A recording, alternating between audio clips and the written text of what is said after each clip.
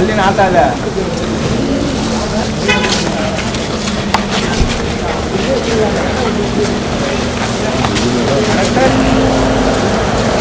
ಹೇಗೆ ಬರ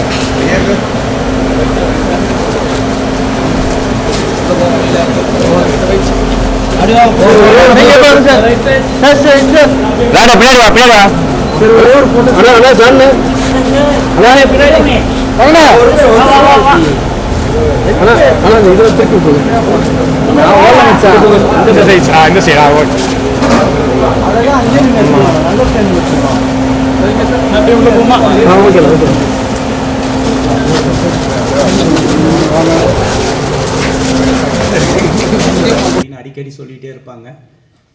முதல்ல என்னை பெற்ற தாய்க்கு இந்த தான்சிரி பட்டத்தை என்னை சமர்ப்பிக்கிறேன். என் தாய் அவங்க இப்போ உயிரோடு இல்லை, இருந்தாலும் அவங்க எண்ணத்தை நான் நிறைவேற்றிக்கிட்டு இருக்கேன். அதான் உண்மை. இந்த பட்டம் பொறுத்த வரைக்கும் நிறைய ஒரு 4-5 ப்ராடக்ட் கண்டுபிடிச்சிருக்கோம். இன்னோவேட்டிவாக சினிமாவில் இருக்கிறோம். தன்னம்பிக்கை பேச்சு உண்டு. இன்றைக்கி 2000 குடும்பங்களுக்கு வாழ்வாதாரமாக வேலை கொடுத்துக்கிட்டு இருக்கேன் இந்தியாவில். விஐபி ஹேர் கலர் ஷாம்பு மூலமாக, ஃபேக்ட்ரி மூலமாக, மார்க்கெட்டிங் மூலமாக. அது இல்லாமல் வந்து சினிமாவில் இருக்கிறோம், நடிச்சுக்கிட்டு இருக்கோம், அதெல்லாம் வேறு. இந்த சைடு ஏவிஎம், இந்த சைடு விஜயவாகினி. இதுக்கு இடையில் சினிமாவுக்கு என்னால் முடிஞ்ச ஒரு சிறிய உதவியாக இந்த ஏசி ஃப்ளோரு 3 ஃப்ளோர் இந்த இடத்துல கட்டி வச்சுருக்கிறேன். இதுவும் சினிமா தான். சினிமாவுக்கு இன்வெஸ்ட்மெண்ட் தான். சினிமாவில் எத்தனையோ பேர் சம்பாரித்து வெளியே இன்வெஸ்ட் பண்ணிகிட்டு இருக்காங்க. நான் வெளியில் சம்பாரித்து ஒரு சினிமாவுக்கு இன்வெஸ்ட் பண்ணிகிட்ருக்கேன். இன்றைக்கி இந்த இடத்துல இருந்த எல்லா ஸ்டுடியோவும் போய் எல்லாமே அப்பார்ட்மெண்ட்டாக மாறி பெட்ரூமாக மாறிடுச்சு. டப்பிங்கு ரீரெக்கார்டிங் பெட்ரூமில் நடந்துக்கிட்டு இருக்கு. இப்போ ஷூட்டிங் வேணும்னா எல்லோரும் இப்போ வந்து காஞ்சிபுரம் போக வேண்டியிருக்கு. ஆனால் அதை மீறி சினிமாவில் என்னால் முடிஞ்ச ஒரு இது இந்த ஆர்கே ஸ்டுடியோ. அதில் தான் இப்போ உட்காந்து முதல் பேட்டி உங்கள்கிட்ட. இந்த அவார்டு பொறுத்த வரைக்கும் ஆல்ரெடி நான் 18 நாட்டில் சிறந்த பேச்சாளர், தன்னம்பிக்கை மோட்டிவேட்டர் பேசுவார் அப்படின்னு சொல்லி கொடுத்துருக்காங்க டாக்டர் பட்டம். அதை மீறி நிறைய ப்ராஜெக்ட் பண்ணிகிட்டே இருக்கிறேன். பெரும்பாலும் சினிமாவில் இந்த மாதிரி அவார்ட்லாம் நிறைய நடக்கும். தமிழ்நாட்டிலே நடக்கும், இந்தியாவில் நடக்கும். என்ன இருந்தாலும் ஆஸ்கார் வாங்குறது தான் எல்லாருமே பெருமையாக நினைப்பாங்க. இல்லை வந்து இட்டாலியில் போய் வாங்கினா நல்லதுன்னு நினைப்பாங்க. வெளிநாட்டிலேருந்து ஒரு மன்னர் வந்து ஒரு அங்கீகாரம் அப்படிங்கிறது தமிழனுக்கும் தமிழன் செய்கிற தொழிலுக்கும் ஒரு வரவேற்பு உண்டு. விஐபி ஹேர் கலர் ஷாம்பு அப்படிங்கிறது உலகத்திலே இல்லாத, க்ளவுஸ் போடாமல் அப்படியே தொடலான்னு சொன்னேன். வெளிநாட்டுக்காரையும் ஏற்றுக்கலை. தமிழ்நாட்டில் இருக்க ஒருத்தன் கண்டுபிடிச்சிருக்கு, அது எப்படி சாத்தியம்? வெளிநாட்டில் மார்க்கெட்டிங் போன உடனே நிறுத்திடுவான். நான் அழகாக சொல்வது உண்டு. தமிழ்நாட்டில் செருப்பு ஃபேக்ட்ரி வச்சுருக்கவங்க அமெரிக்காவில் செருப்பு தைக்கிறதுக்கு அனுமதிக்க மாட்டாங்க, நம்ம போக முடியாது.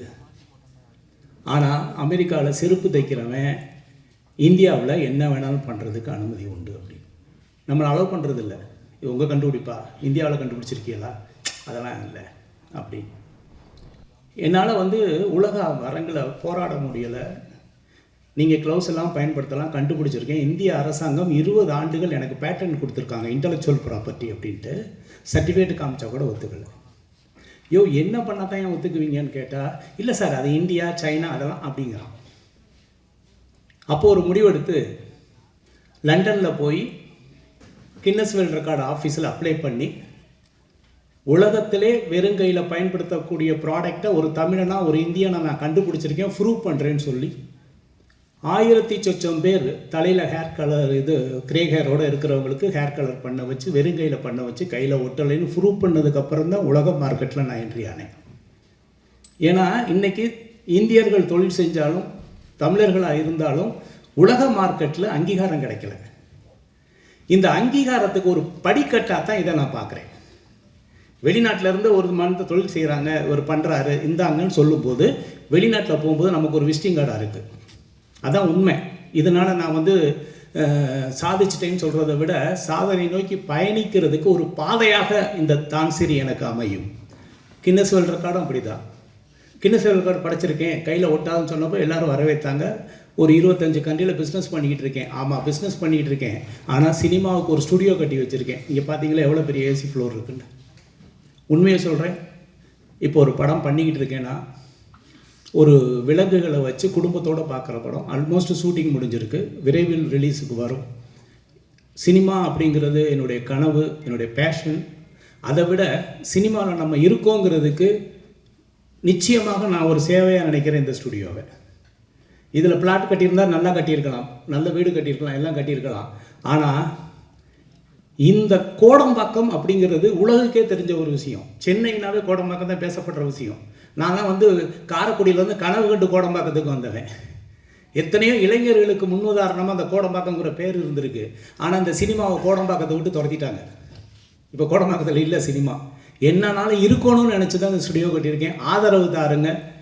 நான் சினிமாவில் வந்து படம் எடுக்கலைன்னு நினைக்கிறத விட படம் எடுக்கிறத விட முக்கியம் இந்த மாதிரி ஒரு சினிமாவுக்கான ஒரு தளத்தை உருவாக்கணும் அப்படின்னு நினச்சது பண்ணியிருக்கிறோம். அவங்க வந்து அங்கீகாரம் கொடுத்த ஒரு சர்டிஃபிகேட் இருக்குது. அந்த மன்னர் இருந்தாலும் என்னுடைய பேச்சும் என்னுடைய உழைப்பையும் பார்த்துட்டு அவர் வந்து கிட்டத்தட்ட ஒரு 400 ஆண்டுகளுக்கு முன்னால் இருக்கிற ஒரு வாளை வந்து எனக்கு பரிசளித்தார். அவருடைய மகன் அதே மாதிரி ஒரு பரிசளித்தாங்க. நினைவு சின்னம் அப்படிங்கிறது அவங்கள பொறுத்த வரைக்கும் இதை எடுத்துகிட்டு போங்க, நாங்கள் லெட்டர் தரோம் இது உங்களுக்கு அப்படின்னு அவருடைய வீடியோலாம் கொடுத்துருக்கேன் ஜானுக்கிட்ட. இந்த என்னால் தூக்க முடியல, நான் உண்மையாக அதை தூக்க முடியல. ஏன்னா சினிமானா ஒரு அட்டைக்கத்தி கொடுத்துருவாங்க, அழகாக பெயிண்ட் அடித்து இப்படி சிக்ஸின்னு தண்ணிடலாம். இது ஒத்த கையில் பிடிச்சி இப்படி நிப்பாட்டுறதுக்கு ஒரு ஸ்டில்லுக்கு நான் படாத கஷ்டப்பட்டேன், கையை ஆடிச்சு விட்டு விடுன்னு. அந்த காலத்தில் வந்து வீரம் அப்படிங்கிறது இந்த வாழை தொட்டு பார்க்கும்போது தெரியும் ஒருத்தனுக்கு வந்து எவ்வளோ பெரிய வீரம் இருந்திருக்கும், அந்த வீரத்துக்கு அவன் எவ்வளோ தகுதியானவனாக இருந்தால் அந்த வாழை எடுத்து ஃபைட் பண்ணியிருப்பாங்க அப்படின்ட்டு. இப்போவும் யுத்தம் நடக்குது உலக லெவலில். கம்ப்யூட்டர் கேம்ஸ் பார்த்த மாதிரி இருக்குது. நீங்கள் வேணால் பாருங்கள், அப்படி தான் இருக்குது. கம்ப்யூட்டர் கேம் மாதிரி தான் இருக்குது. எத்தனையோ யுத்தம் பார்த்துட்டு இருக்கோம். அந்த காலத்தில் களத்தில் இறங்கி அவங்களுடைய வீரத்தை காட்டின வாள், அவங்களால இதை எடுத்து வீச முடியும்னு காட்டின வாள். இப்போ அப்படிலாம் இல்லை, கம்ப்யூட்டர் உலகமாக மாறிடுச்சு, யுத்தம் வேறு மாதிரி போயிட்டுருக்கு, டிஜிட்டலில் போயிட்டுருக்கு, ஏஐயில் போயிட்டுருக்கு. ஆனால் எனக்கு இந்த வாழை பரிசளித்தது பெருமையாக நினைக்கிறேன். அதை இந்தியாவுக்கு எடுத்துகிட்டு வந்திருக்கேன். அதை உங்கள்கிட்ட காமிக்கிறதும் சந்தோஷத்தை பகிர்ந்துக்கிறதா நினைக்கிறேன்.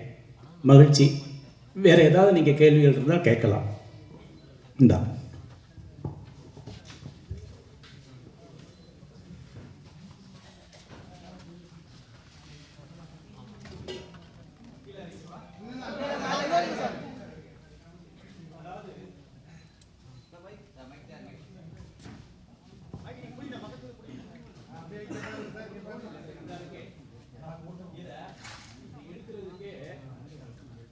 ஒரு ட்ரைனிங் எடுக்க வேண்டியிருக்கு. நான் இதை வந்து ஒரு 50 முறை எடுத்துகிட்டு தான் எடுக்கிறேன். இல்லைன்னா உள்ளே போடுறதும் கஷ்டம், எடுக்கிறதும் கஷ்டம். இதோடைய வெயிட் அந்த மாதிரி இதில் எழுதியிருக்கிறது பாருங்கள். இதுக்கு மேலே இதை வந்து ஸ்ட்ராங்கு கொடுத்து எத்தனை ஃபைட் பண்ணியிருப்பாங்க, இது எத்தனை பேர் காவு வாங்கியிருக்கும்லாம் எனக்கு தெரியாது. ஆனால் இப்போ வந்து நினைவு சின்னமாக நம்ம கைக்கு வந்திருக்கு, உங்கள் முன்னால் காமிச்சிட்ருக்கேன். இதை வந்து எப்போவுமே வந்து அவங்க உடைவாள் மாதிரி எப்போவுமே இந்த இருக்க 2 செயின், இந்த செயின் வந்து முன்னாலையும் பின்னாலையும் பெல்ட்டு போட்டால் இது இப்படி இருக்கும். இதை எடுக்கிறதுக்கு 1 செகண்ட் கூட தெரியாத அளவுக்கு எடுப்பாங்க. இந்த இடத்த தவிர வேற எங்கேயும் பிடிக்க முடியாது. இது எடுத்தால் அவ்வளோதான். ஆமாம், இது ஒரிஜினல் வால். சினிமாவில் டூப்ளிகேட் வாலில் ஒரிஜினல் வால் 400-500 ஆண்டுகளுக்கு முன்னால் உள்ளது. இது வந்து அந்த மன்னர் வந்து நினைவு சின்னமாக கொடுத்தாங்க. உங்களுக்கு மேலே காமிக்கிறதுல பெருமைப்படுறேன். அதே இது வந்து அவருடைய மகன், இது வந்து காங்கோ நாட்டு மன்னர் வந்து ஒரு யுத்தத்துக்கு அப்புறம் அவர் கொடுத்த வாழாது. அவருடைய இளவரசர் அவருடைய மகன் வந்து கொடுத்தாரு நினைவு சின்னமா. இதை என்னுடைய சந்தேகம் என்னன்னா, இதை எப்படி பிடிச்சி இது உரையில் போட்டாங்க. முடிஞ்சிச்சுன்னா ஏதாவது சேர்த்து போடணும்ல. நான் இது வரைக்கும் ஒரு ஆளை பிடிச்சிட்டே போடுறா கொஞ்சம் உள்ள சொல்லுவேன், அப்படி தான் பண்ணியிருக்கேன். கிட்டத்தட்ட ஒரு 6 அடிக்கு கவர் பண்ணணும்னு நினைக்கிறேன் இப்படி பிடிச்சி வீசலாம். ஆமாம், இதெல்லாம் வந்து வீரம். அவங்க எந்த அளவுக்கு ஸ்ட்ராங்காக இருந்திருக்காங்க, உடல் ஆரோக்கியத்தில் இருந்திருக்காங்க, களத்தில் நின்றுருக்காங்க அப்படிங்கிறது இப்போல்லாம் வந்து நினைவு சின்னமாக தான் இருந்துக்கிட்டு இருக்கு. இருந்தாலும் அந்த நினைவு சின்னத்தை உங்கள்கிட்ட காமிக்கிறது பெருமைப்படுறேன். மற்றற்ற மகிழ்ச்சி. உங்களுடைய ஆதரவு தொடர்ந்து தாருங்க. சினிமா தொடர்ந்து பண்ணுவேன். அதுக்காக சினிமா என்னுடைய தொழில் கிடையாது, ஒரு பேஷன். எப்பெல்லாம் நேரம் இருக்கோ அப்போல்லாம் பண்ணுவேன். வேறு ஏதாவது கேள்வி இருந்தால் கேட்கலாம்.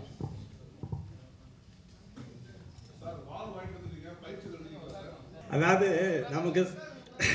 நமக்கு வந்து ஃபைட்டு மாஸ்டர் இருக்க வரைக்கும் பயிற்சியெல்லாம் தேவையில்லை. ஓரளவுக்கு என் படத்தில் நான் வந்து டூப் போடாமல் தான் பண்ணியிருக்கேன். அத்தனை படமும் நிச்சயமாக வால் ஃபைட்டாக இருந்துச்சுன்னா கற்றுக்குவேன். அதாவது வந்து நிச்சயமாக. ஆனால் பட் இதை வச்செல்லாம் பண்ண முடியாது. ஏதாவது ஆச்சுன்னா அவன் போய் சேர்ந்துருவேன். நமக்கு இருக்கவே இருக்குது காப்பி இல்லையா, டூப்ளிகேட் பண்ணி பண்ணிடலாம். ஆர்கே சார் வாழ்த்துக்கள். ரைட் போடும் சார், வாழ்த்துக்கள். எங்களுக்கு வந்து இந்த டத்தோஸ்ரீனா என்ன, டான் 3 ஷட்டோனா என்ன, அது என்ன வித்தியாசம், இது எதுக்காக கொடுப்பாங்க, எந்த நாடு கொஞ்சம் அதாவது வந்து சேவை மனப்பான்மை புதிய கண்டுபிடிப்பு மக்களுக்கு அப்படிங்கிறது. நான் வந்து பணம் கொடுத்தா கூட 1 லட்சம் கொடுக்கலாம், 2 லட்சம் கொடுக்கலாம், 10 லட்சம் கொடுக்கலாம், கோடி கொடுக்கலாம், திரும்ப திரும்ப எதிர்பார்ப்பாங்க. ஒரு மனிதனுக்கு அறிவு கண்ணை திறந்து விட்டால், தன்னம்பிக்கை என்ற மிகப்பெரிய சக்தியை அவன் மனசுக்குள்ளே கொடுத்துட்டா அது என்றைக்கும் ஊற்றெடுக்கும். நான் எத்தனையோ லட்சக்கணக்கான பேருக்கு வந்து தன்னம்பிக்கை எடுத்திருக்கேன். வெற்றியாளர்கள் இருக்காங்க எவ்வளோ பேருக்கு. என் பேச்சை கேட்டு வாழ்க்கையில் மிகப்பெரிய லெவலில் பொருளாதார சுதந்திரம் அடைஞ்சவங்க எத்தனையோ பேர். அந்த சேவை செஞ்சுருக்கேன். ஒன்று. ரெண்டாவது, விஐபி இந்த இது மட்டும் இல்லை, கொரட்டைக்கு நான் மருந்து கண்டுபிடிச்சிருக்கேன். உலகத்திலே கிடையாது. இங்கே இருக்காங்க அத்தனை பேரும் நான் இலவசமாக உங்களுக்கு தரேன் கொரட்டை. நீங்கள் ஒரு 7 நாள் உச்சந்தலையில் தடவுங்க, கொரட்டை வந்து 0. Sleep apnea dangerous, heart attack நிறைய பேர் நைட்டில் செத்து போயிடுவாங்க. காரணம் என்னென்னா கொரட்டை தான் காரணம். ஆக்சிஜன் ஃப்ளோ இருக்காது. அதுக்கு எப்படி இருக்குன்னா 50,000 ரூபாய்க்கு பெரிய மாஸ்க் இருக்குது, சைலன்சர். வண்டிக்கு மட்டும் சைலன்சர் இல்லை, இப்போ மூக்குக்கெல்லாம் சைலன்சர் இருக்குது. 2 சைடு போட்டு பக்கத்தில் பொண்டாட்டி நிம்மதியாக தூங்கணும்னா இவன் சைலன்சர் மாட்டணும். எந்திரிச்சு பார்த்தா நமக்கே பயமாக இருக்கும். ஐயோ எவனோ ஒருத்தன் படுத்து கிடக்கலாம் பக்கத்துலேயே. இப்போல்லாம் கொரட்டை வந்துச்சுன்னா அவங்க அந்த ரூம் இவன் இந்த ரூம் அப்படி தானே இருக்க வேண்டியிருக்கு. அதுக்கு ஒரு ரெமெடி உலகத்திலேயே சாப்பிட்றது இல்லை. உச்சந்தலையில் தடவுனாவே கொரட்டை நிற்கும்னு நம்ம வந்து ப்ரூவ் பண்ணியிருக்கோம். ICMRI வெப்சைட்டில் அது அப்ரூவ்டு, இந்தியனுடைய மெடிக்கல் கவுன்சிலில் அப்ரூவ்டு. அவருடைய சர்டிஃபிகேட் தரேன், பேப்பர் தரேன், பயன்படுத்துங்க. உங்களுக்கு கொரட்டை நிற்கலைன்னா பணத்தை நான் ரீஃபண்ட் தரேன்.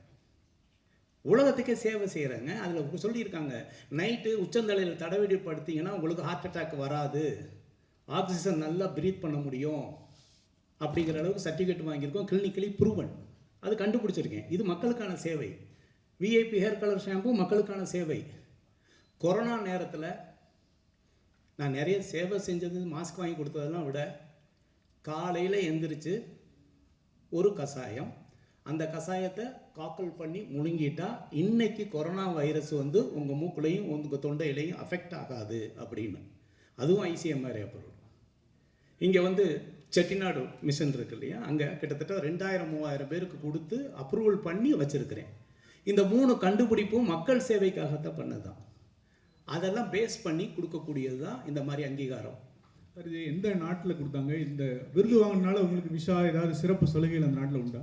அந்த நாட்டில் உண்டு நிச்சயமாக. எந்த நாடு அங்கீகாரம் பண்ணுறாங்க, போகலாம், ஏர்போர்ட்டில் ஃப்ரீயாக போகலாம் வந்து, அதெல்லாம் உண்டு. நான் இன்னொன்று சொல்கிறேன், என்கிட்ட இன்னமே போனால் அங்கே போலீஸ் வந்து ஏர்போர்ட்டில் வந்து கூட்டிகிட்டு போவாங்க வண்டியில், ஃபோன் பண்ணி நீங்கள் சொல்லணும் அப்படின்னாங்க.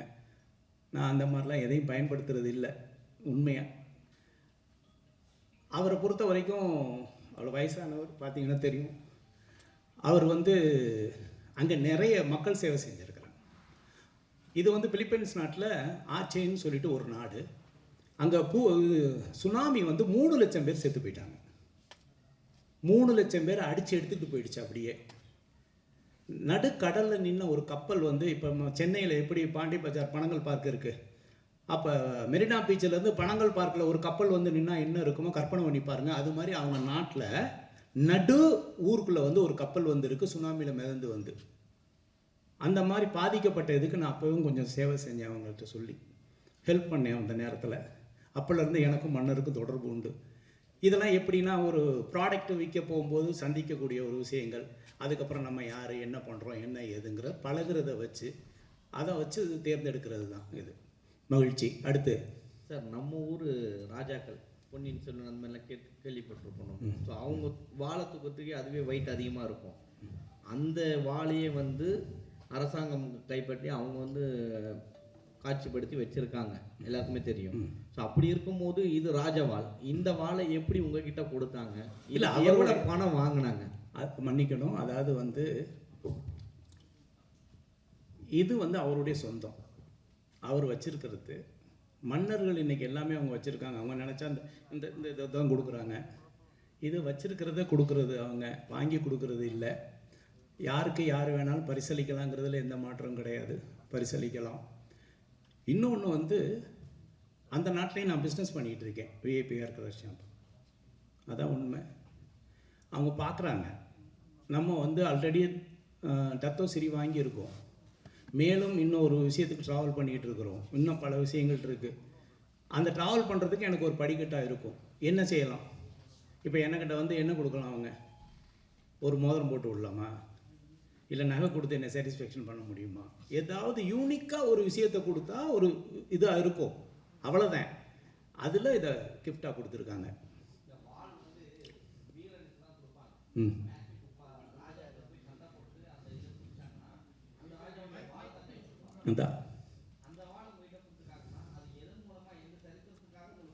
மனிதர்களுடைய எண்ணத்தை மாற்றி அமைக்கக்கூடிய வீரனாக நான் இருக்கிறேன். இன்னைக்கு வந்து ஒரு மனிதனுடைய எண்ணம், ஒருத்தன் தற்கொலை பண்ணிக்கிறான்னு வைங்க, அவனுடைய எண்ணம். ஒருத்தன் மனித வெடிகுண்டாக மாறுகிறான் என்றால் அது அவனுடைய எண்ணம் கிடையாது, இன்னொருத்தன் மோட்டிவேட் பண்ணுறான். தன்னுடைய இடுப்பிலே தானே ஒரு குண்டை கட்டிட்டு அதை பட்டன் அமைக்கி ஒருத்தன் சாவுடான்னு சொல்லணும், ஒருத்தன் மோட்டிவேட் பண்ணுறான்னு வைங்களேன். இந்த ஆயுதத்தை விட வார்த்தை என்ற ஆயுதம் மிகப்பெரியது. உன் உயிரை நீ மாய்த்துக்கொள் என்று அவனையே மனித வெடிகுண்டாக மாற்றக்கூடிய சக்தி நம்முடைய வார்த்தைக்கு இருக்குது, நம்மளுடைய மோட்டிவேஷனுக்கு இருக்குது. இந்த உலகமே அதில் தான் இருக்குது. நீங்கள் எவ்வளோ பேராக இருந்தாலும் சரி, பெரிய படம் வச்சிருக்கிறதா இருந்தாலும் சரி, இயக்கமாக இருந்தாலும் சரி, மோர்தன் ஆயுதத்தை விட வார்த்தைக்கு அதிக சக்தி உண்டு. மோட்டிவேட் பண்ணுறாங்க. என் பின்னால் ஒரு கூட்டம் இருக்குது அப்படின்னு சொல்கிறாங்களே, எதை வச்சு சொல்கிறாங்க? அவங்களுடைய வார்த்தையை வச்சு தான், அவங்களுடைய பேச்சை வச்சு தான். என்னை பொறுத்தவரை இந்த ஆயுதத்தை விட உங்களுடைய பேச்சு மிகப்பெரிய ஒரு ஆயுதம். எண்ணத்தை மாற்றிவிடும், வாழ்க்கையை வளமாகவும் மாற்றிவிடும். இல்லை என்றால் தற்கொலை செய்யக்கூட அது தன்னை மாற்றிவிடக்கூடிய சக்தி வாய்ந்தது. வாளுக்கு அது கிடையாது, மனிதனுக்கு அது உண்டு. நீ நினைத்தால் ஒரு மனிதனை மாற்றி விடலாம், வெற்றியாளனாக இல்லை உயிரை மாய்த்துக்கொள் என்று 2 வழிகள் இருக்கிறது. அதனால் பேச்சுக்கு அதிக சக்தி உண்டு. சார் வணக்கம். ஆர்கே சார், வாழ்த்துக்கள் சார். வாழ்த்துக்கள் சார். நீங்கள் கொரட்டைக்கு மருந்து கண்டுபிடிச்சிருக்கேன் அப்படின்னு சொன்னீங்க. அதை உச்சந்தலையில் வச்சா ஹார்ட் அட்டாக் கூட வராது அப்படின்னு சொன்னீங்க. இரவில் தூங்கும் பொழுது ஹார்ட் அட்டாக் வராது. நம்ம நாட்டில் நல்ல விஷயங்களை கண்டுபிடிச்சா அதை அங்கீகரிக்க மாட்டாங்க அப்படின்னு எல்லாருக்குமே தெரியும். அதை வெளிக்கொண்டு வர விட மாட்டாங்க. நீங்கள் கண்டுபிடிச்ச பொருளை வெளிக்கொண்டு வர விட்டாங்களா சார்? கண்டுபிடிச்சிருக்கேன், கிளினிக்கல் ஸ்டடி பண்ணியிருக்கேன். 500 பேரை வச்சு 1 மாதத்துக்கு அவங்கள தூக்க வச்சு ஸ்லிப் ஸ்டடி பண்ணி, இன்றைக்கி இவ்வளோ சவுண்ட் இருக்குது, இவ்வளோ ஆக்சிஜன் ஃப்ளோ இருக்குது, இதை பயன்படுத்தினா என்ன இருக்குதுன்னு மார்க்கெட் பண்ணிகிட்டு இருக்கேன். ஆனால் அதுலேயும் பேர் வைக்கக்கூடாது, கொரட்டை நின்றுன்னு சொல்லக்கூடாது, இப்படி பல சட்டத்திட்டங்கள்லாம் இருக்குது, புரியுதுங்களா? அதையும் மீறி அந்த நேமை மாற்றி எல்லாம் மாற்றி பண்ணிகிட்ருக்குறோம். இன்னொன்று நான் கேரண்டி தரேன், தலையில் தடவி கொரட்டை நிற்கலன்னு பணத்தை ரீஃபண்ட் தரேன், அந்த கேரண்டி தரேன். ஏன்னா இது வரைக்கும் கிட்டத்தட்ட ஒரு 50,000 பேர் யூஸ் பண்ணியிருக்காங்க. கிட்டத்தட்ட 4-5 வருஷமாக பண்ணிகிட்டு இருக்கேன். ஆமாம், யாருக்காக இருந்தாலும் நான் உங்களுக்கு இலவசமாக தரேன், நீங்கள் பயன்படுத்துங்க, கவலைப்படாதீங்க. சார் இன்னைக்கு கொரட்டையால் பல குடும்பங்களில் டைவர்ஸ் நடந்திருக்கு சார். கொரட்டையால் பல குடும்பங்களில் டைவர்ஸ் நடந்திருக்கு. அப்படி இருக்கும்போது நீங்கள் அதுக்கு ஒரு மருந்தை கண்டுபிடிச்சிருக்கீங்க. அது நீங்கள் ஏன் சார் இப்போ அதிகமாக ப்ரமோட் பண்ணலை? ஏன் ஸ்னோர் கேர் விஐபின்னு போட்டால் நெட்டில் இருக்குது, அமேசானில் இருக்குது, ஃப்ளிப்கார்ட் எல்லாத்துலேயும் இருக்குது. இல்லை, VIP snore care oil. Okay ஐயா சார், அதான் மோட்டிவேஷன் நல்லா பேசுகிறீங்க. இதை மக்களுக்கு பயன்படுத்துக்கு அரசியலில் வரலாம்ல, நீங்கள் அவங்கள மோட்டிவேட் பண்ணலாம். ஒன்றும் இல்லைன்னா தப்பாக நினைக்காதீங்க. நான் வந்து என்றைக்குமே அரசியல் வேண்டாம்னு நினைக்கிறேன். அரசியல் பண்ணுறதுக்கு நிறைய பேர் இருக்காங்க, நமக்கு அரசியல் வேண்டாம்.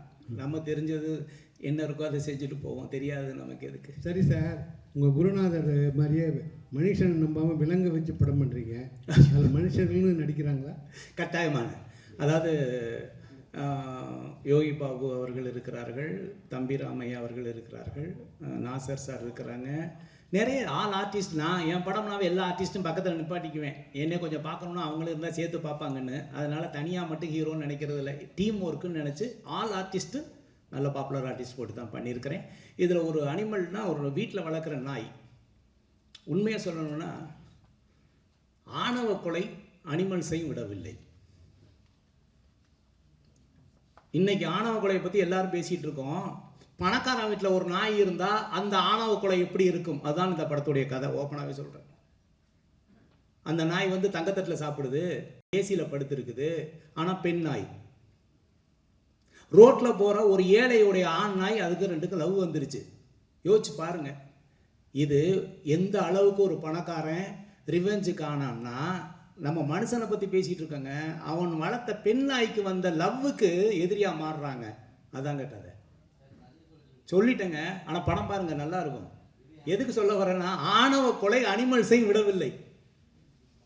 என் பணக்கார விட்டு பொண்ணாயிடா, எப்படா நீ வந்து ரோட்டில் ஒரு ஆம்பளை நாய் வளர்த்துனா கிஸ் பண்ணிடுமா, பார்த்துருவோமா அப்படின்னு ஒருத்தன் வில்லன் கிளம்பி வர்றான்னா, அதனால ஒரு ஹீரோ என்ன பாதிக்கப்படுறான், அவன் வாழ்க்கை என்ன டிசாஸ்டர் ஆகுது அப்படிங்கிற ஒரு மிகப்பெரிய. சார் இந்த மோட்டிவேஷனல் ஸ்பீச்சஸ்ன்னு சொன்னீங்க இல்லையா, அது எந்த வகையில் அவங்க கவுண்ட் எடுத்து உங்களை வந்து ஹானர் பண்ணுறாங்க? எங்கே நீங்கள் மோட்டிவேஷன்? எனக்கு எல்லாமே விட்னஸ்க்கு வீடியோ இருக்குது, ட்ரைனிங் கிளாஸஸ் பண்ணது எல்லாமே இருக்குது. எல்லாமே யூடியூப்பில் இல்லை அந்த யூடியூப்பில் போட்டால் இலவசமாயிடும். நான் வந்து கக்கூசில் உட்காந்துட்டு செல்ஃபோனில் பார்க்குறதுக்கு நான் தயாராக இல்லை. நீங்கள் வந்திருக்கீங்க, நீங்கள் இன்வால்வ் ஆகிருக்கீங்க, உங்களுடைய ப்ரொஃபஷனலுக்கு நீங்கள் முக்கியத்துவம் கொடுத்துருக்கீங்க. அதையே நான் செல்ஃபோனில் பேசி அப்படி அனுப்பிச்சோன்னா உங்களுக்கு எங்கே இருக்கணும் அங்கே உட்காந்து இது ஆர்கே சாருடைய பேட்டின்னு பார்த்துக்கிட்டு இருப்பாங்க. தன்னம்பிக்கை அப்படி இல்லை. என்னுடைய கண்ணு பேசணும், கை பேசணும், என் உடம்பு பேசணும், அதை இங்கேருந்து உணரணும். அப்போ தான் தன்னம்பிக்கை வரும், இல்லைன்னா வரவே வராது. அதான் முக்கியம். அதனால தயவு செய்து நான் டிஜிட்டலில் மாற்றி விட்டு 2 இன்ச்சில் என்னை சுருக்க தயாராக இல்லை. நான் நடத்துகிற ட்ரைனிங்காக இருந்தால், மோட்டிவேஷன் இருந்ததுன்னா நீங்கள் வரணும், ஃபுல் டே இருந்து தான் பார்க்கணும். ஆமாம், செல்ஃபோனே நாட் அலவுடு. நீங்கள் வாழ்நாள் பூரா செல்ஃபோன் பேசுகிறீங்க, பேசிட்டு போங்க, பரவாயில்ல. இன்றைக்காவது ஒரு 4 மணி நேரம் சொல்கிறத கேளுங்கன்னு தான் சொல்கிறேன். ஒன்றும் இல்லை, ஃப்ளைட்டில் போனோம்னா என்னங்க சொல்கிறாங்க முதல்ல, அப்புறம் சுவிட்ச் ஆஃப் அப்படி. இந்த டிஸ்டன்ஸை ட்ராவலில் கடக்கிறதுக்கே சுவிட்ச் ஆஃப் பண்ண சொன்னான்னா, வாழ்க்கையில் பொருளாதார சுதந்திரம் அடைகிறதுக்கு கொஞ்சம் சுவிட்ச் ஆஃப் பண்ணிட்டு காதை கொஞ்சம் திறந்து வைங்கன்னு சொல்கிறோம், வேறு ஒன்றும் இல்லை. மகிழ்ச்சி. அடுத்து சார், ஒரு நாய் கதை சொன்னீங்களே, இப்போ நன்றி உள்ள கதை சொன்னேன். சமீபத்தில் பார்த்தீங்கன்னா ஒரு பொலிட்டீஷியன் அந்த நாயை அடித்ததுனால ஒரு பெரிய இதுவே ஆச்சு, பிரளயமாச்சு. எச் ராஜா அவர்கள் மேலே அது வழக்கே தொடரப்பட்டதுன்னு சொல்லி தகவல் வந்திருக்கு. ஸோ அதன் மெயின் பண்ணி தான் நீங்கள் இந்த பணம் எடுக்க. இது வந்து லவ். எச் ராஜாவை இது பண்ணுறதுக்கு அப்படிலாம் ஒன்றும் இல்லை. இது காதல் சம்மந்தப்பட்டது. ஒரு பணக்கார வீட்டில் ஒரு நாய் வளர்க்குறாங்க, பெண் நாய் வளர்க்குறாங்க. அது வந்து ஒரு ஏழை ஆண் நாயை காதல் பண்ணிடுது. நீங்கள் அது அடித்தது இல்லை. இந்த நாய் வந்து என் நாய் எவ்வளோ பெரிய பணக்கார நாய், நீ என்ன ரோட்டில் போகிற ஒரு இதை வச்சுட்டு என்கிட்ட பழக விடுறியான்னு. அதையும் மீறி அந்த நாய் ஏறி குதித்து அந்த காம்பவுண்டுக்குள்ளே வந்து பழகுது. இதுதான். ஆனால் ஹீரோ என்ன பாதிக்கப்படுறாங்கிறதான் கதை. சார் ஆர் கட்டன், கேமரா வந்து பாலசுப்ரமணியம் சார், இசை வந்து இமான் சார். சமீபத்தில் பார்த்தீங்கன்னா சீரியல் ஆக்டர் ஒரு நடிகை வந்து ஒரு ஆடிஷனில் ஒரு தவறான ஒரு வீடியோ இப்படி தான் பண்ணணும் அப்படின்னு சொல்லி ஆடிஷன் பண்ணதா ஒரு வீடியோ லீக் ஆச்சு. சீரியல்லே இந்த நிலைமைனா சினிமாவில் எந்த நிலைமையில இருக்குது பெண்களுடைய இது பாதுகாப்பு? அதாவது வந்து பெண்கள் பாதுகாப்பு அப்படிங்கிறது உலகத்திலேயே எல்லா நாட்டிலையும் பேசக்கூடிய விஷயம். கரெக்ட். நம்ம எல்லாருமே ஒரு விதமான அனிமல். உண்மையாக சொல்கிறேன், நம்ம எல்லாருமே அனிமல் தான், விலங்கினத்தை சார்ந்தவர்கள் தான். நம்ம இன்னைக்கு நீங்கள் அங்கே உட்காந்துருக்கீங்க, நம்ம இங்கே உட்காந்துருக்கோம் அப்படின்னா நம்மளை பாதுகாக்கிறது நம்மளுடைய சட்டம். முடிஞ்சால் ஒரு 24 மணி நேரம் இந்த நாட்டில் உள்ள சட்டத்தை மட்டும் நீங்கள் ஃப்ரீஸ் பண்ணிவிட்டு யார் வேணாலும் என்ன வேணாலும் பண்ணுங்கன்னு சொல்லி பாருங்களேன், என்ன நடக்கும்? யாரும் பணக்காரனாக இருக்க மாட்டான். எந்த பெண்களாக இருந்தாலும் யார் இருந்தாலும் யாருமே இருக்க மாட்டாங்க. உண்மையை சொல்கிறேன். நீங்கள் நானும் இன்னைக்கு இப்படி உட்கார்ந்துருக்கோம்னா நம்மளை காற்றில் இந்த சட்டம் நம்மளை பாதுகாக்கிறது. யாரையாவது பார்த்து கை நீட்டி உன்னை கொண்டு விடுவேன்னு சொன்னோம்னா சட்டம் பாதுகாக்குது. கையை பிடிச்சி இழுக்கலாம்னு சொன்னால் சட்டம் பாதுகாக்குது. இதை மீறி தவறுகள் நடக்கிறது அப்படிங்கிறது நடந்துக்கிட்டே தான் இருக்குது. இந்த உலகத்தில் திருடனா பார்த்து திருட்ட ஒழிக்க முடியாதுங்கிற மாதிரி உண்மையாலுமே கடுமையான சட்டங்கள் இருக்கிறது. இன்னும் கடுமையாக்கப்பட வேண்டும்ங்கிறது என்னுடைய வேண்டுகோள். ஆனால் நம்ம யாருன்னு ஒரிஜினலாக உங்களுக்கு தெரியணும் அப்படின்னா ஒரு 24 மணி நேரம் இந்தியாவில் இருக்க என்ன எல்லா சட்டத்தையும் ஃப்ரீஸ் பண்ணி வைக்கிறோம். முடிஞ்சா நீ 24 மணி நேரம் வாழ்ந்துக்கடான்னு சொல்லி பாருங்க, நம்ம யாருன்னு இந்த உலகத்துக்கு தெரியும். உண்மையான விலங்கு யார், இந்த மனிதர்கள்னு தெரியும். சட்டம் நம்மளை பாதுகாத்து கொண்டிருக்கிறது. சட்டம் நம்மளை நிம்மதியாக தூங்க வைத்து கொண்டிருக்கிறது. சட்டம் காற்றில் கலந்து நமக்கு பயத்தை காமிச்சிருக்கு. இதை செய்யாத, அதை செஞ்சிடாத, இதை பண்ணிடாத, அதை பண்ணிடாத, தனியாக அப்படி இருக்குது அது அப்படின்னு சொல்லி வச்சுருக்காங்க. சட்டம்தான் இன்னும் கடுமையாக்கப்பட வேண்டும். அந்த பயம் இல்லைன்னா இப்படி வேணால் செஞ்சு பாருங்கள். நான் சொல்கிறத செஞ்சு பாருங்கங்க. 24 மணி நேரம் சட்டமே கிடையாது. என்ன வேணாலும் தப்பு பண்ணிக்க, ஜாலியாக இருந்துக்க, யாரும் பணத்தை வேணாலும் எடுத்துக்க, யாரை வேணாலும் கையை பிடிச்சி எடுத்துக்க, நீ எதை வேணாலும் பண்ணிக்க சொல்லி பாருங்களேன். இப்போ நான் நேர்மை நாணயம்னு பேசுகிற நம்மளுடைய உண்மையான கோணம் என்னன்னு அன்னைக்கு தெரியும். இன்னைக்கு நம்ம இப்படி வாழ்றதுக்கே சட்டம் தான் பாதுகாப்பு, சட்டம் தான் நம்மளை தனித்துவத்தில் வச்சிருக்கு. சட்டத்தை இன்னும் கடுமையாக்கப்பட வேண்டும். சட்டம் இன்னும் மனிதன் மனதில் ஆழமாக பதிய வேண்டும். பயம் இருக்கணும், இல்லைன்னா செஞ்சிருவாங்க. சார் அப்போ மனித ஒழுக்கம்லாம் ஒன்றுமே இல்லைன்னு சொல்கிறீங்களா? மனித ஒழுக்கம் இருக்கு. என்னத்துக்கு பின்னால் இருக்குன்னா சட்டத்துக்கு பின்னால் இருக்கு. யாரையுமே வந்து கோபம் வந்தோடனே கை நீட்டி அடிச்சிடக்கூடாது. கரெக்டாக? இதில் ஒழுக்கம் இல்லை, கோபம். நான் வந்து ஒருத்தரை அடிக்கக்கூடிய என் தம்பியை நான் அடிக்கலாம், கரெக்டாக? ஆனால் தம்பியை கூட அடிக்கக்கூடாது, அது சட்டம். அப்போ என்ன சொல்ல வரேன்னா சட்டம் அதை விட காற்றுல கலந்துருக்குன்னு சொல்கிறேன். நமக்கு எப்பாவது ஒரு ட்ரிப் கோபம் வரலாங்க. அப்போ சட்ட விதிமீறலாம் நடக்குது சார். அதாங்க சார் சட்ட விதிமீறல் நடக்குதுல்ல, போலீஸ் என்கவுண்டர்லாம் நடக்குது. அதுதான் அதுதாங்க சொல்கிறேன். அவங்க மட்டும் சரி பண்ணலாமா? அது இல்லை, நான் என்ன சொல்ல வரேன்னா அது இதையே சட்டமாக தான் வடிவமைச்சிருக்காங்க. என்கவுண்டருங்கிறது சட்டமாக்கப்படுகிறது இல்லையா? என்கவுண்டர் வந்து கொலையாக கருதப்படுகிறதா, இல்லை என்கவுண்டர் தற்காலிகமாக நடக்குதா? ஏதோ ஒரு லீகல் பாயிண்ட் எடுத்துக்கிறாங்கல்ல. ஆமாம், என்னை பொறுத்தவரை பெண்கள் பாதுகாப்புக்கு இன்னும் கடுமையான சட்டம் இயற்றினால் நல்லது. அவ்வளோதான். மகிழ்ச்சி சார். இப்போ தமிழ் சினிமாவில் வந்து ரொம்ப நெளிஞ்ச நடிகர்லாம் இருக்காங்க. இப்போ உங்க கூட நடித்த வடிவேல் சார் கூட வந்து இப்போ நடிக்கிறதே கிடையாது. ஸோ இந்த படத்தில் நடிக்க வருவாரா? கூப்பிட்டீங்களா அவரை? ஆல்ரெடி நான் கொடுத்து வச்சு 1 கோடி அவர்கிட்ட பணம் இருக்குது. அவர்கிட்ட கதை சொன்னேன். அவர் ஹீரோவை தான் நடிப்பேன் அப்படிங்கிற ஒரு மனநிலையில் இருந்தார். அதனால கொஞ்சம் இன்னும் பேச்சுவார்த்தையில் இருக்கும். அவர் இறங்கி வந்தால் சத்தியமாக மீண்டும் அவருக்கு சந்தர்ப்பம் வழங்கப்படும். ஏன்னா அதாவது நம்ம காமெடிக்கு வடிவேல் சார் மாதிரி முடியவே முடியாது. பாடி லாங்குவேஜ் அசத்திக்க முடியாது அவர் வச்சு. கரெக்டாக? ஒரு காலகட்டங்கள் உண்டு இல்லையா? நிச்சயமாக பார்ப்போம். சார் நிறைய படங்கள் இப்போ வர படங்கள் வந்து சில படங்கள் வந்து அவர் ஹீரோ இல்லாமல் நடிக்கிறாரு. ஆனால் வந்து ஆர்கே சார்கிட்ட மட்டும் ஏன் நான் ஹீரோ தான் மட்டும் நடிக்க? அப்படி இல்லை. நான் பேசும்போது சொன்னார், இப்போ நடிச்சுக்கிட்டு இருக்காரு. நிச்சயமாக நம்ம அடுத்த படத்தில் ஒன்று பண்ணுவோம். இப்போ அந்த படத்தில் பண்ண வேண்டியதான் இப்போ தம்பிராமையா அவர்கள் பண்ணிக்கிட்டு இருக்காங்க. இதில் நிச்சயமாக கூப்பிடுவேன். ஆல்ரெடி அட்வான்ஸ் கொடுத்து வச்சுருக்கேன், பயன்படுத்திக்குவேன். சார் என்னோட ஒரே ஒரு விஷயம், இப்போ நீங்கள் தலைக்கு மேலே வந்து அந்த இது வச்சா கொரட்டை வராதுன்னு ஒரு விஷயம் சொல்லியிருந்தீங்க. ஆனால் வந்து நிறைய பேருக்கு என்ன ஒரு டவுட்னா, அந்த கெமிக்கலை தலையில் வச்சா முடி கொட்டிடுமோ, அது வந்து நீங்கள் உறுதிப்படுத்த முடியுமா? மன்னிக்கணும், அது கெமிக்கல் கிடையாது, ஒரு நேச்சுரல் ஆயில்.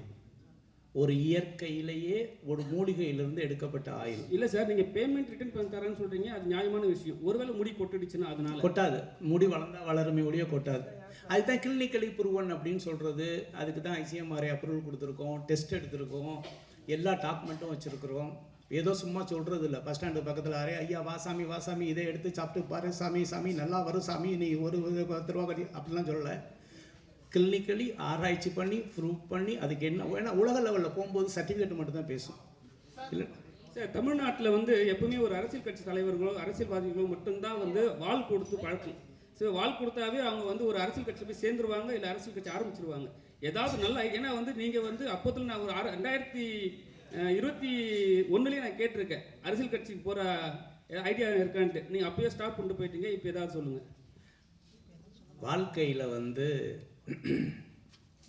நான் இன்றைக்கி ரோல்ஸ் ராய்ஸில் வந்தேன். நான் அரசியல்வாதியாக இருந்தால் ரோல்ஸ் ராய்ஸில் வர முடியாது. முதல்ல நான் கஷ்டப்பட்டு ரத்தத்தை வேர்வையாக்கி நான் கஷ்டப்பட்டு உழைச்ச காசு, அதில் நான் அப்படி ஒரு வாட்ச் போட்டேன்னா ஆர்கே கையில் பார்த்தியா இவ்வளோ பெரிய வாட்ச்சு அப்படின்ட்டு. வேண்டாங்க. சேவை செய்கிறதுனா நான் நேரடியாகவே நான் சம்பாதிக்கிற பணத்தில் எவ்வளோ பேருக்கு சேவை செஞ்சிட்ருக்கேன். அரசியலில் தான் சேவை செய்யணும்னா அரசியல் சேவை செய்ய நிறைய பேர் இருக்காங்க. நான் மக்களுக்கு சேவை செய்யணும்னா நான் சம்பாதிக்கிற பணத்தை நான் நேரடியாகவே மக்களுக்கு செய்கிறதுக்கு தயாராக இருக்கேன். நமக்கு அரசியல் அப்படிங்கிறது ஓட்டு போடுறதோடு என்னுடைய அரசியல் முடிந்தது. நன்றி. சார், அப்போ விஜயோட அரசியல் அதே மாதிரி தான் இருக்குமா? விடுங்க, அடுத்து அது அவர்கிட்ட கேட்கணும்.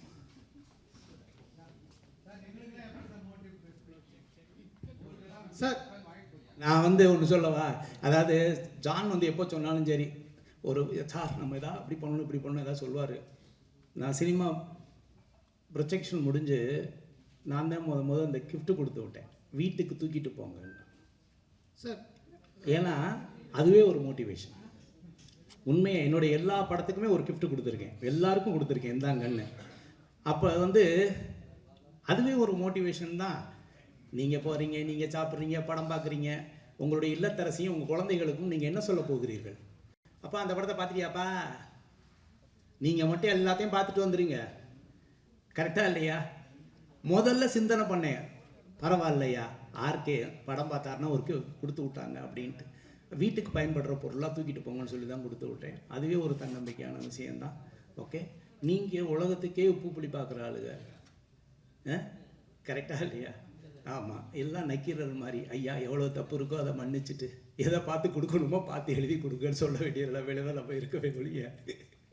சொல்லுங்க சார். அப்புறம் சார் இங்கேருந்து படிச்சுட்டு போனால் ஃபாரின் இங்கே சார் இங்கேருந்து படிச்சுட்டு போனால் ஃபாரினில் வந்து வேல்யூ இல்லை அப்படின்ற மாதிரி சொன்னீங்க. அப்போ படிச்சுட்டு போனால் இல்லை, ஓகே, சர்டிஃபிகேட்டோ இல்லை கண்டுபிடிப்புகளுக்கு. ஓகே, தெளிவாக சொல்லுகிறேன், இந்திய கண்டுபிடிப்புகளுக்கு உலக அரங்கில் இருக்கக்கூடிய மரியாதையை பற்றி பேசுகிறேன். ஆனால் சாஃப்ட்வேர் கம்பெனி அப்படி இல்லை, உழைப்பு சார்ந்தது. உலகத்தில் பெரிய பெரிய பதவியில் இந்தியன் தான் இருக்கிறாங்க சாஃப்ட்வேரில். சார் அதுக்கு என்ன சொல்யூஷன் சார் நீங்கள் நினைக்கிறீங்க? நிறைய வரணும். இல்லை அங்கேருந்தா நம்ம படிச்சுட்டு இங்கே வரணும்? இல்லை, நிறைய வரணும். படிக்கிறதுல கண்டுபிடிப்புகளுக்கு நிறைய வரணும். நிறைய வந்து நம்ம கண்டுபிடிக்கணும், புதிய புதிய கண்டுபிடிப்புகள் இருக்கணும், நிறைய கண்டுபிடிக்கணும். அதை வச்சு தான் நம்ம பொருளாதாரங்களில் நம்ம போக முடியும். நிறைய ஃபேக்ட்ரிகள் வரணும், நிறைய இன்னோவேஷன் இருக்கணும். நல்லா யோசிச்சு பாருங்கள், இங்கே இது பின்னால் இருக்க அத்தனை கேமராவும் எந்த நாட்டு இது சார்? செல்ஃபோன் யோசிச்சு பாருங்க. 130 கோடி மக்கள் இருக்கிற இந்த இந்தியாவில் உலகத்தரம் வாய்ந்த ஒரு கைபேசியை நம்மளால் தயாரிக்க முடிகிறதா? சாம்சங்கும் ஐஃபோன் தானே வச்சுருக்கோம், யோசிங்க. அப்புறம் எப்படி நம்ம போய் பெருமையை சொல்ல முடியும்? சைனா ஃபோனை நம்ம வாங்குறோமா? என்ன சொல்கிறோம், சைனா ஃபோன் சைனாவா அப்படின்னு கேட்குறோமா இல்லையா? அதே நிலைமை தான் இந்தியாவுக்கு இருக்குது. நான் என்ன கேட்குறேன், ஒரு சாம்சங் மாதிரியும் ஒரு ஐஃபோன் மாதிரியும் அதை விட இந்தியன் அப்படின்னு ஒரு ஃபோனையே நம்மளால் உருவாக்க முடியலை. மக்கள் தொகை இல்லையா, பணம் இல்லையா? யோசிச்சு பாருங்கள், எவ்வளோ பெரிய வியாபாரத்தலம், 130 கோடி மக்கள் இருக்கிற வியாபாரத்தலம். ஆனால் நம்மளுக்கு கண்டுபிடிப்புகள் கம்மியாக இருக்குது. இல்லைன்னா உலகத்தோட காம்படேட் பண்ணுற தன்மை கம்மியாக இருக்குன்னு நான் நினைக்கிறேன், வேற ஒன்றும் இல்லை. சார், போன மீட்டிங் சொன்னீங்க 2 படம் வருஷத்துக்கு கொடுப்பேன்னு. ஆனால் 2 வருஷமா நீங்கள் படத்தில் நடிக்கவே இல்லையே, என்ன காரணம்? இந்த ஸ்டுடியோ கட்டிகிட்டு இருக்கேன்னா ஏதாவது ஒரு இடத்துல தான் பணம் போட முடியும். நல்லது.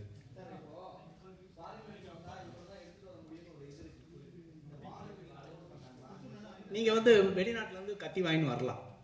ஏன்னா பெரிய பெரிய கத்திலாம், ஆர்டிஃபிஷியல் கத்திலாம் இருக்குல்ல, பெருசாக இருக்கு இல்லையா, தங்கம் தான் எடுத்துகிட்டு வரக்கூடாது. ஓகே, இல்லை அந்த மன்னர் வந்து அனுபவிச்சது தெரியும். கோல்டு கோட்டர்னு நினச்சிக்கோங்க. ஓகே, ஆர்கே சார், நீங்கள் நடித்ததில் முக்கியமான படம் வந்து எல்லாம் அவன் செய்யும். அதில் வண்டுமுருகன் வந்து கலக்கலன்னு கலக்கிருப்பாரு. இப்போ வடிவேலுக்கு 1 கோடி ரூபா அட்வான்ஸ் கொடுத்துருக்குன்னு சொன்னீங்க. வண்டுமுருகன் திருப்பி வருவாரா? சாதிக்க கட்டாயம் என் படத்தில் நடிப்பார், அதுலாம் ஒன்றும் மாற்றம் இல்லை. அந்த கதையில் அவருக்கு மாற்று கருத்து இருந்திருக்கலாம். அவருக்கு ஏற்ற ஒத்த கருத்தாக இருந்தால் நிச்சயமாக அவர் நடிப்பதற்கு தயாராக இருப்பார். நெருங்கிய கூட அந்த 1 கோடி ரூபாய்க்கு எப்படி சார் மனசு வந்தது? இவ்வளோ நாள் அப்படியே வச்சிருக்காரு அவர்? அப்படிலாம் ஒன்றும் இல்லை. அந்த படம் பேசி ஷூட்டிங் போகிற நிலமையில இருந்தது. அது டைரக்டருக்கும் அவருக்கும் உள்ள ஒரு சின்ன இஷ்யூனால அவர் சரி சார். இன்னைக்கு இருக்கிற சுச்சுவேஷனில் நார்மல் பர்சனே ப்ரொமோஷனுக்கு அதிகமாக பண்ணுறாங்க. அப்படி அதுக்கு அடுத்தது பார்த்தீங்கன்னா அரசியலுக்கு போயிடுறாங்க. இன்றைக்கி 2 அரசியல் ஆயிடுச்சு. இங்கே சினிமா துறையிலிருந்து பெரிய அளவுக்கு ஜாமான் ஒருத்தர் போயிருக்காரு, எல்லாருமே கூப்பிடக்கூடியவர் விஜய் அவர்கள். ஸோ சினிமா துறையை சார்ந்து நீங்களும் இருக்கிறீங்க, சினிமா துறையிலும் வந்துட்டு இருக்கீங்க. ஸோ நீங்கள் அவருக்கு சப்போர்ட் பண்ணுவீங்களா, இல்லை அரசியல் புரிதல் இல்லை அப்படின்னு ஒதுக்கிடுவீங்களா? சீரியஸாக சொல்கிறேன் வரேன். எம்ஜிஆர் வந்து சினிமாலேருந்து வரலையா? யார் வரல, எல்லோரும் தான் வந்திருக்காங்க. என்னை பொறுத்தவரை வந்து நான் இது அரசியல் மேடையாக கருதவில்லை, அவ்வளோதான். சப்போர்ட் பண்ணலை அப்படி நினைக்கல. அதாவது வந்து வளர்ந்து வர்றது எல்லாருக்குமே, யாராக இருந்தாலும் சரி, அவங்கவுங்க அவங்க கடமையை செய்ய போகிறாங்க, அவங்க கருத்தை சொல்ல போகிறாங்க, மக்கள் ஏற்றுக்க போகிறாங்க. இப்போ நான் அரசியலுக்கு வரேன்னு என்கிட்ட கேட்டால் பரவாயில்ல. என்ன, நான் அரசியல் சார்ந்து ஓட்டு போடுறதோடு நிறுத்திக்கிட்டு இருக்கேங்கிறதே சொல்லியிருக்கிறேன். எல்லாரும் வரணும், எல்லாரும் மக்களுக்கு சேவை செய்யணும், எல்லாருமே களத்தில் இறங்குறது நிச்சயமாக நாகரிகமான செயல், அதில் மாற்றமே கிடையாது. அனைவரையுமே வரவேற்போம். யார் அரசியலுக்கு வந்தாலும் சரி, அது சீமானாக இருந்தாலும் சரி, விஜயாக இருந்தாலும் சரி, இன்னும் யார் வந்தாலும் சரி, வரவேற்போம். வாழ்க வளமுடன். இது எல்லாம் அவன் செய்யலாம், இல்லை ஆர்கே செய்யலாம்? அதாவது அவனின்றி அணுவும் அசையாது, அவ்வளோதான். ஆமாம், அதனால்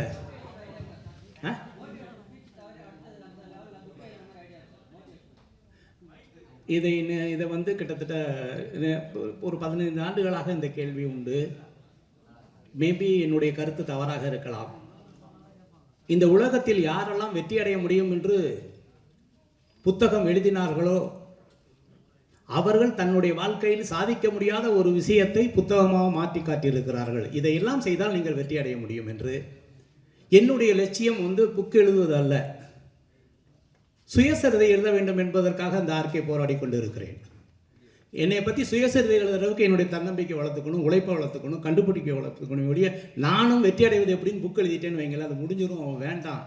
நம்மளை இன்னொருத்தர் சுயசரிதை எழுதுகிற அளவுக்கு நம்ம போராடணும், உழைக்கணும், அந்த இலக்கை நோக்கி ட்ராவல் பண்ணணுங்கிறதுக்காக தான் புக் எழுதலை, வேறு ஒன்றும் இல்லை. மகிழ்ச்சி.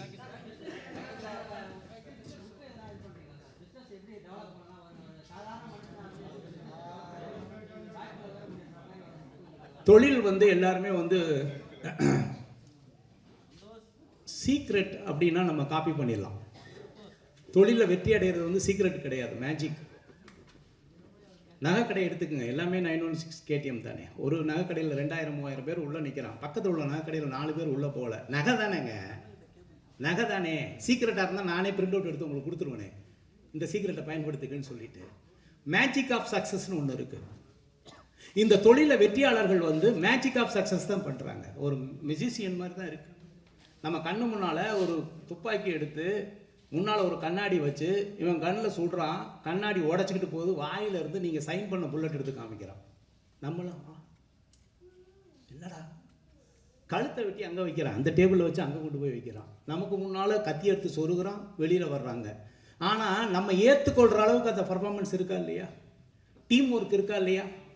ஒரு பொண்ணை பார்த்து எப்படினோடனே அப்படிங்கிறான், கத்தி எடுத்து சொல்கிற அப்படியே இருக்கிறான், கடைசியில் உயிரோடு சிரிச்சுட்டு வந்துடுறாள் இல்லையா. சீக்ரெட்டாக இருந்தால் எப்படி இருக்கும், இல்லை மேஜிக்காக இருந்தால் எப்படி இருக்கும். சீக்ரெட்டாக இருந்தால் அங்கே ரிவீல் பண்ணால் ஏதாவது இருக்குமா, ஒன்றுமே இருக்காது.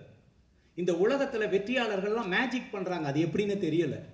இன்றைக்கி நகைக்கடை எடுத்துங்க, துணிக்கடை எடுத்துங்க. துணிக்கடை எல்லாருமே துணிக்கடை தானேங்க. அவங்க ஒன்றும் எல்லாமே வந்து தறியில் நெஞ்சு மிஷினில் கொண்டாடலைங்க, லேபிள் மட்டும் தானே பண்ணுறாங்க. நகை அப்படித்தானே, நகையை அவங்க சொந்த வீட்டிலேருந்து எடுத்துகிட்டு வர்றதில்லை, ஒரு மெட்டல் தானே. ஆனால் அந்த நகைக்கடையில் 5000-10,000 பேர் உள்ளே போகிறாங்களே, ஒரு நகைக்கடையில் உள்ள செயின் வாங்குற கூட சார் வாங்க சார், சார் வாங்க சார் அப்படின்னு கூப்பிடுறாங்களே. அப்போ நகைக்கடைனா எல்லாமே தான் போகணும். மேஜிக் ஆஃப் சக்ஸஸ் தான் வேர்ல்டில் பெரிய சக்ஸஸ். என்னுடைய பார்வையில் நான் பார்த்ததில் ஒரு தொழில் வெற்றி அடையுது அப்படின்னா அவனுக்குள்ளே ஏதோ ஒரு மேஜிக் இருக்குது.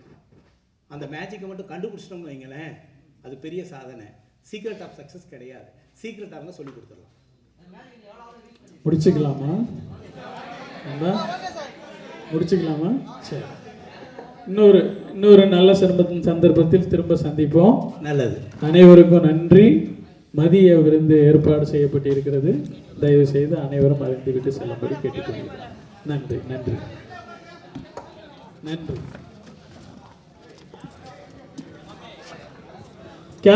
கேமரா மட்டும் ஏதாவது வீடியோ எடுக்கணும், அந்த வாளோட எடுக்கணும்னா எடுத்துக்கோங்க ப்ளீஸ்.